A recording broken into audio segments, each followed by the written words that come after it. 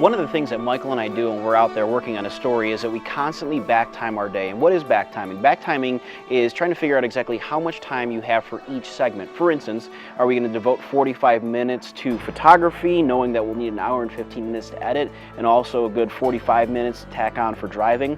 That's something that we try to figure out and we have to add and subtract to depending on how our day goes. For instance, if we go over in shooting, then we know that that's either going to come out of the time that we have for writing and the time that we have for editing. Of course, the time that we want to spend the most on is editing, because that's ultimately what's going to make or break the piece. I was always told, and I know a lot of photographers have been told, that you can be a lousy photographer but an amazing editor and still make your piece look amazing. But if you were to switch those roles around and you had great photography but didn't have a lot of time to edit a story, then the story isn't going to turn out as well as you hoped it would be. But that's one thing that we also do is when we're on the road and we know that we have a good hour and 15-minute drive, what I'll do is I'll make sure to log the story in the passenger seat while we're driving. That'll save a lot of time.